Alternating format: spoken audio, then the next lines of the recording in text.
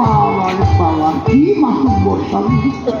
আমি কিছু না, আমি কিছু না।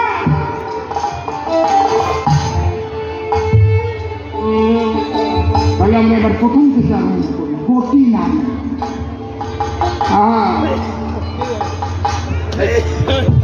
বলুন এই যে স্ট্যান্ডটা দাঁড়ানো হয়েছে, এটা গতিশীল না স্থির হয়ে আছে? এটা কি গতিশীল? বলুন, এটা কি গতিশীল? স্থির হয়ে আছে, তাই তো? গতিশীল কি করে হয়? বলেন, কি করে গতিশীল হয়?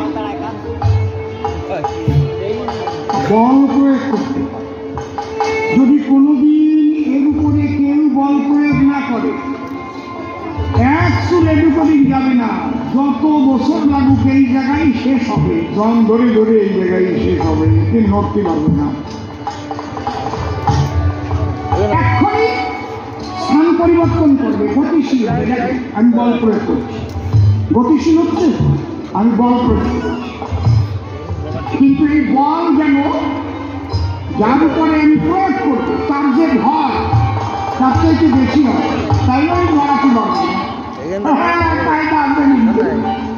এই জায়গা যদি 3 কুইন্টাল একটা চালের বস্তা রাখা হতো, আমি তো সেটা কিছু করতে পারতাম না।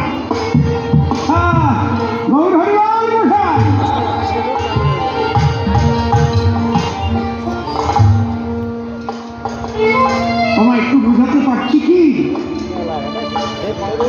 যে 3 প্রকারের আছে, অর্থাৎ কি ভাগ করেছি। সাধু, গুরু, একটা হচ্ছে বদ্ধজীব, একটা তটস্থ জীব, আর একটা মুক্ত জীব। বদ্ধজীব ঠিক এইরকম,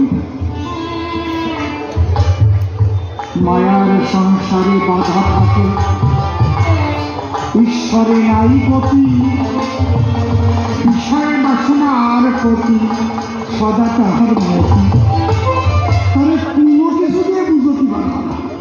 সে চার দোকানে বসলে বিষয়ের আলোচনা ওরই সবাই যাবে, তাও এই দাম তোকে কেমন বুঝছে, কয় দিকে লাগাইছি, ওই জায়গায় এখান থেকে আর স্বচ্ছ, তার মন বিষয়ে আবদ্ধ সর্বক্ষণ, একটা জায়গায় স্থির হয়ে আছে মায়ায়। মম মায়া দূরত্বয়া মানে বজে ক্ষোভে মায়া মে